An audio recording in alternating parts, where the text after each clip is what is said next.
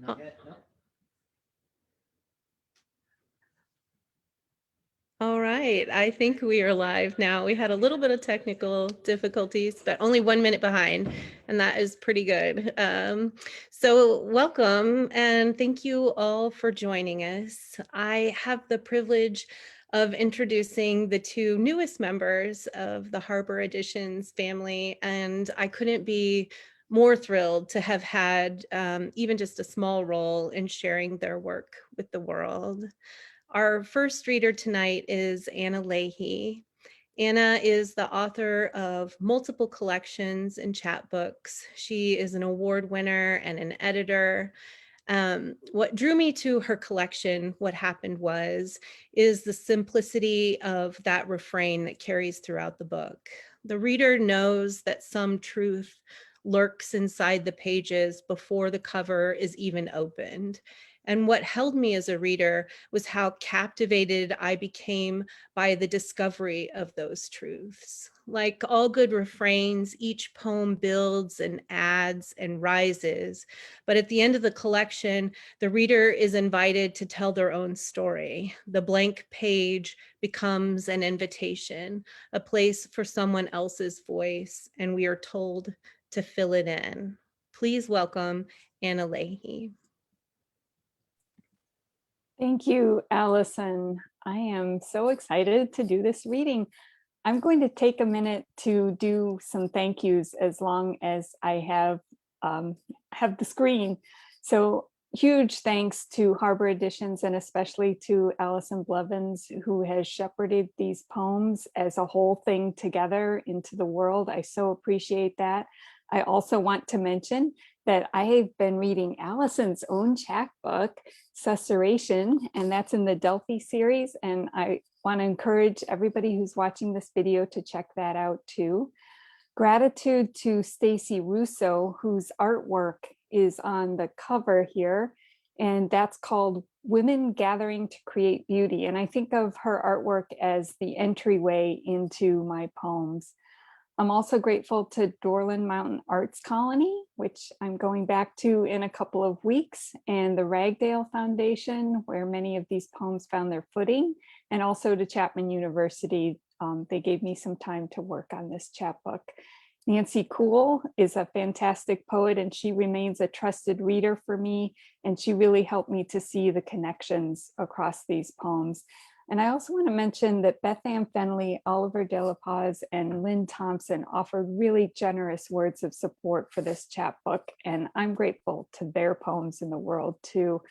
Of course, thanks to many family, friends, writers who've helped me envision and sustain my writing life along the way, and especially thanks to Doug.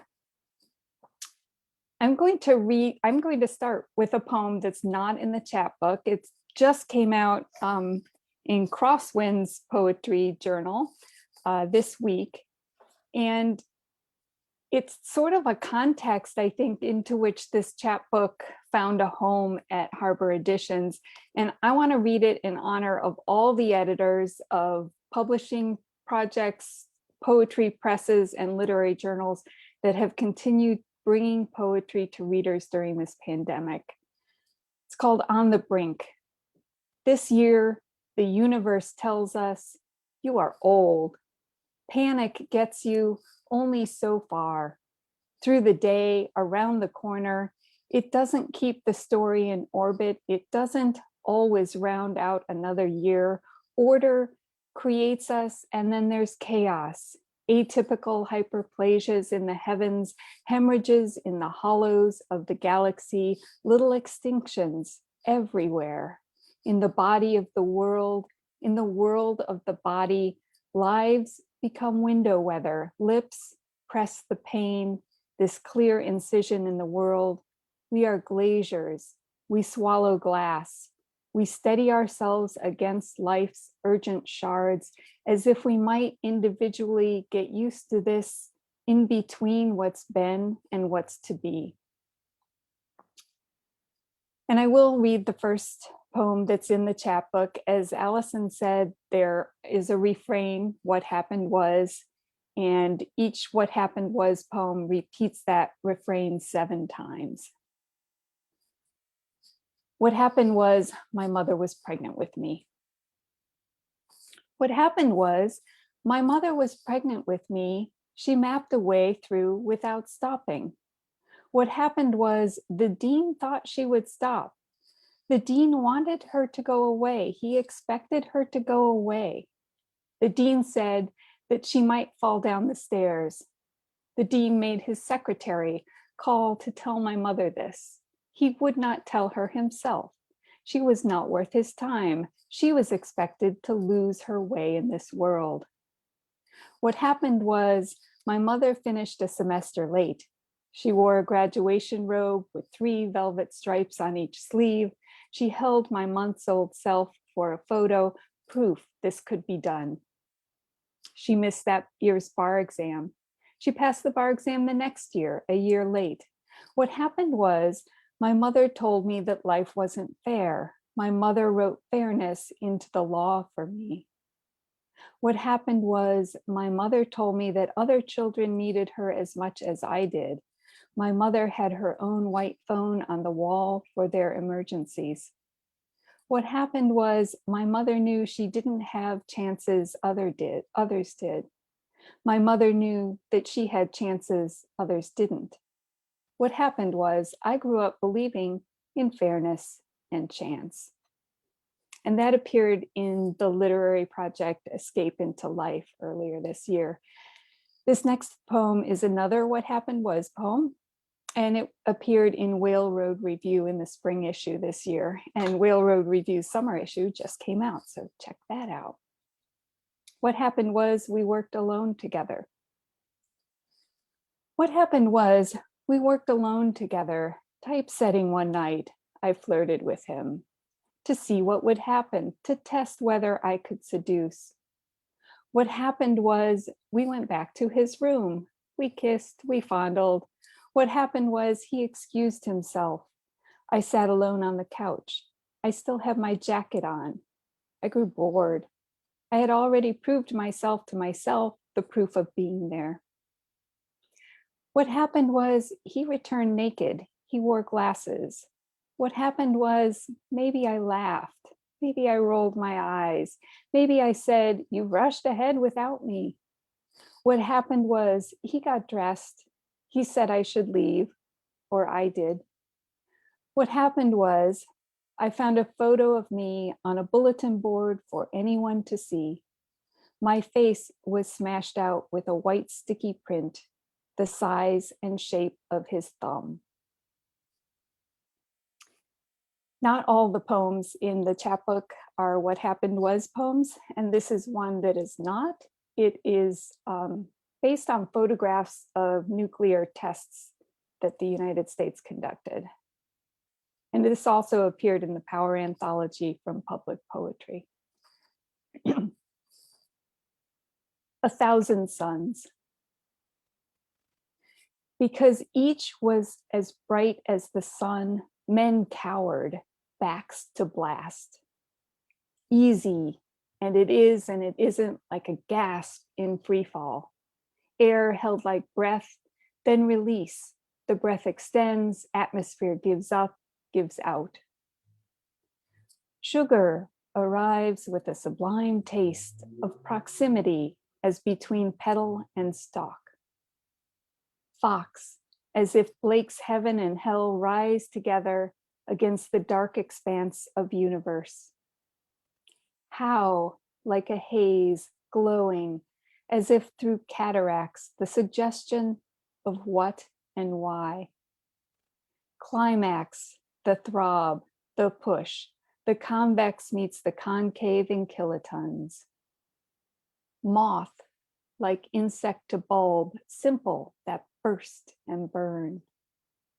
Stokes, a star waking, reddening in its wake, growing still, the same loud hush rushes.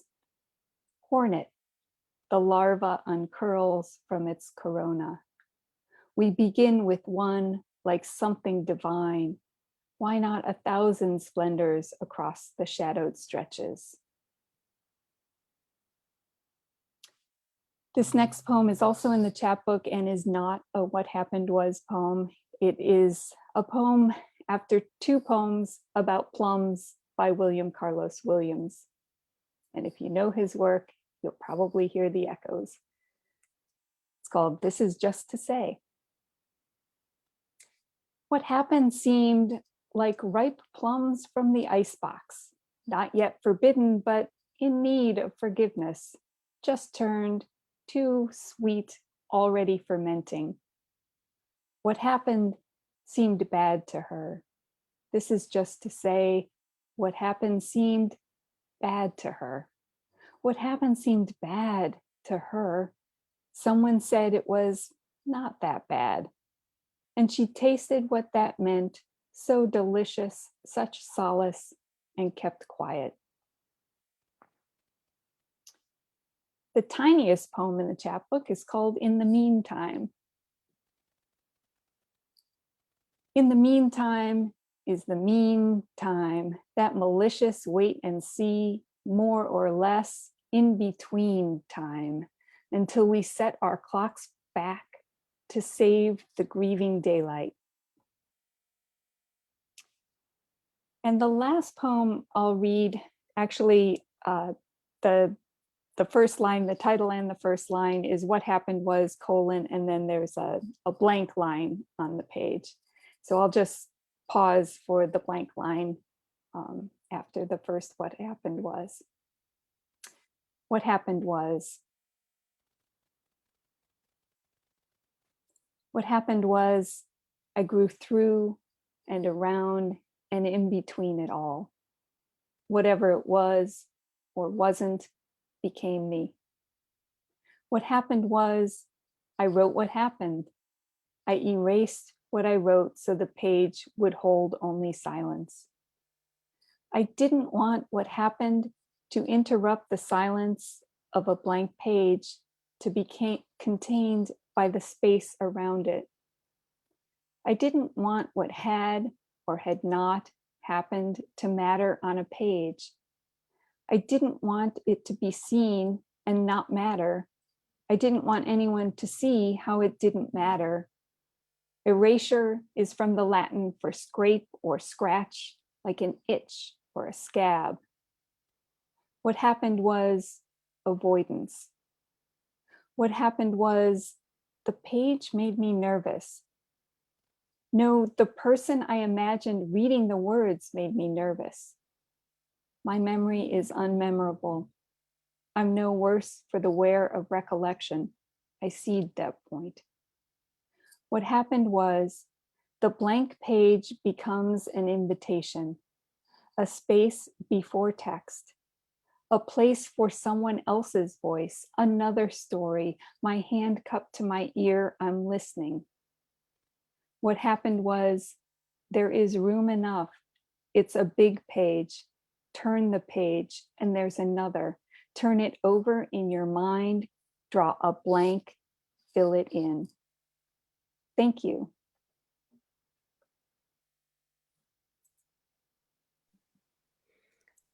All right, thank you so much. I think that is the first time an author has plugged my book well on one of these readings, and that gives me a good tickle, I think.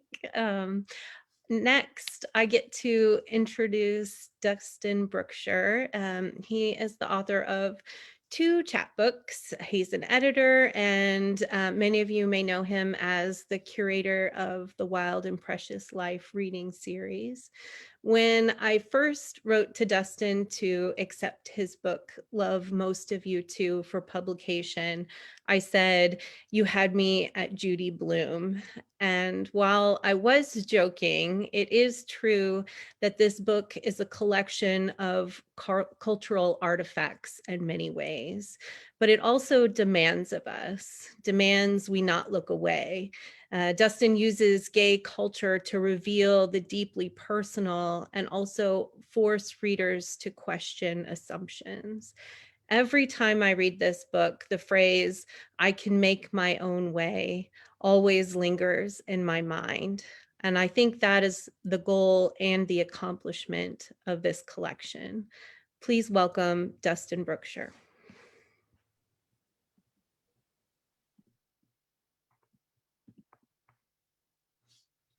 Thank you so much for that introduction. I am going to hold space for sexual assault victims as I start my reading, but before I do that, I want to give a shout out. I'm wearing a shirt, hope you can see it, because I'm a cool gunkle and I have it on good authority.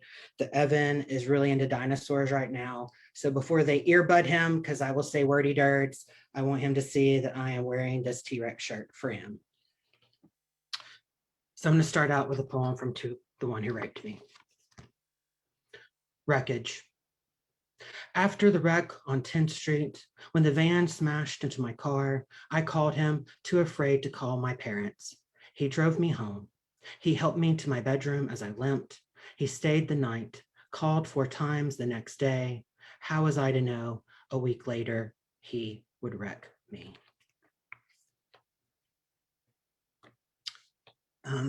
Most of the poems in Love Most of You Too are really old, so I was quite excited that Allison and team said yes to this chapbook. So I want to give some shout outs to my first poetry reader ever, my best friend longer than he probably wants to admit or I want to admit, Chris Daughtry. Was always reading these poems when sitting in an apartment in Athens or wherever we were. So Chris, thank you for always being my first reader. I also have to give a shout out to Beth Gillis, who is my mentor.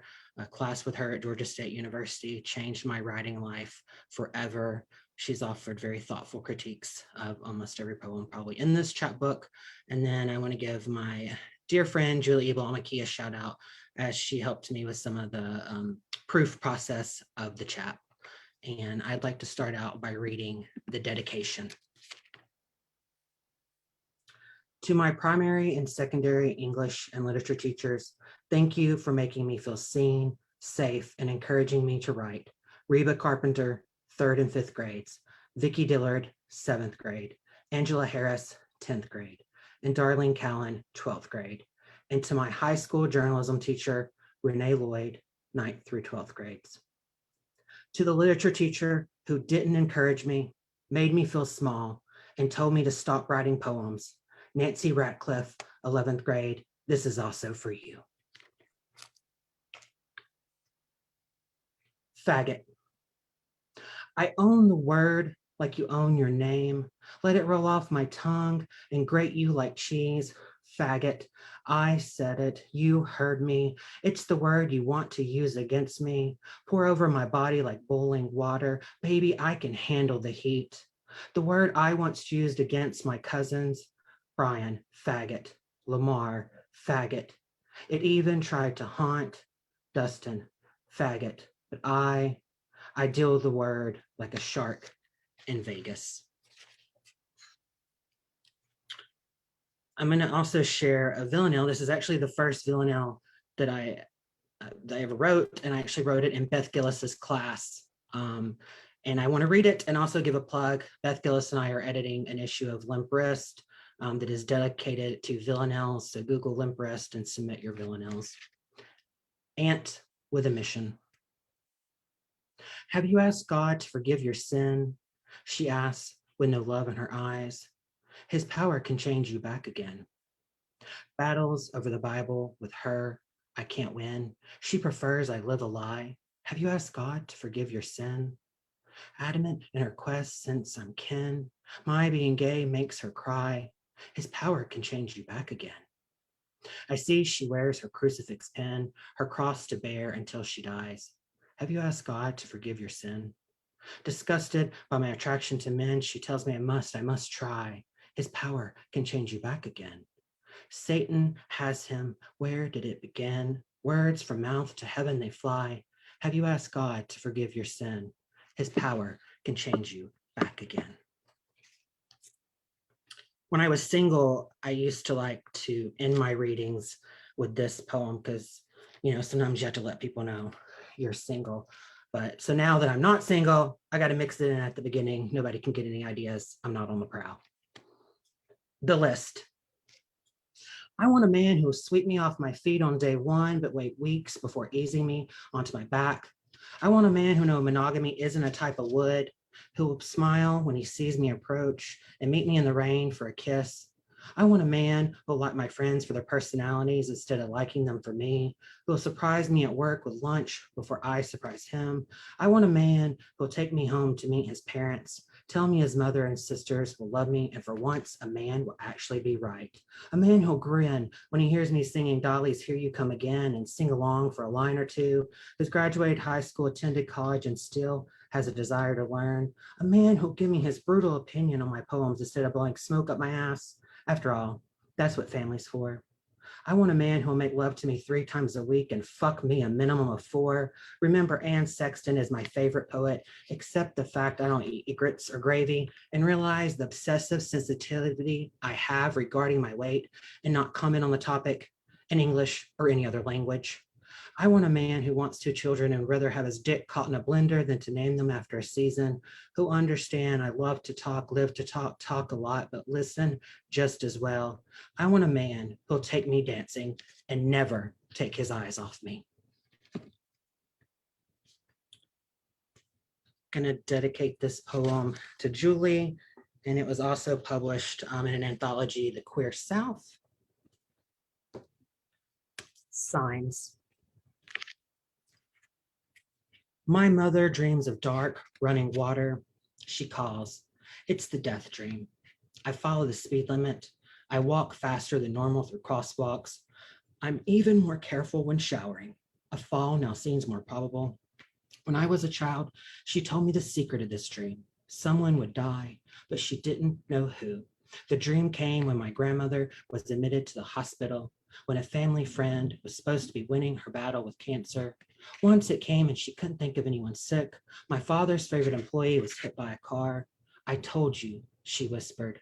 I prayed to God, begged him not to pass this curse to me. As a teenager, I thought the world one of coincidence, that there aren't signs placed to tell us what will come. But yesterday, I was in a Knoxville bar with Julie, trying to forget my worries, when I looked up and noticed we were sitting under a poster of Dolly Parton. This moment, a sign. And Allison, I'm going to read this poem for you. I didn't mark it, but since you made a reference to it, I'd like to read it. Ode to Lilith, which was published in an anthology called Divining Divas. Genesis does not mention you. You too were created of dust. Folklore whispers that you wouldn't obey. If mentioned, we might read that you were banished from the garden, not what really happened. You wouldn't call Adam master, lie beneath him. You asked why he had to be on top and refused to be the first beggar for the sake of a man's ego. You reminded Adam that you were made of the same dust, created by the same God, an equal beginning for equal partners. Adam ran to his God. You spoke the unspeakable name, vanished, leaving Adam to slander. Lilith, dark one who leads girls astray. Lilith, temptress of new husbands. Lilith, mother of all demons. I toast to you. Lilith, first to question. Lilith, first protester. Lilith, first to say, I can leave. I can make my own way. And I am just going to close out by reading the Judy Blume poem, which Judy Blume is sort of a name in South Florida where I live. And so I've always been curious, like, well, maybe this will make it in front of her. And like, I have this little dream, like that she would send me a cease and desist because she doesn't like I write a poem about her, and then I could post it all over social media and it would make my book go viral. A gay boy can wish for the drama. Meeting Judy Blume. With Are You There, God? It's me, Margaret, in hand. I waited patiently in line. Judy had a volunteer pass us note cards. We wrote the personalized messages we wanted inscribed in our books. Judy looked at my card. A puzzled look came across her face, as if she'd passed a puppies for sale sign when there were kittens in the basket. I explained it's a gift. I thought it'd be fun. Still appearing baffled with pursed lips, she said, you realize this is a children's book. I fumbled, Miss Bloom, we, the gays, love you. She wrote the message, handed me the book, and said, I love most of you too. Thank you so much for being here tonight. Thank you to Anna and Dustin. I was so glad to be able to meet you sort of face to face finally, and just so thrilled that you trusted me with your books. And everyone, please stay tuned because we have 2 new books coming out next month. So make sure to watch on social media and our website for those updates. Thank you so much.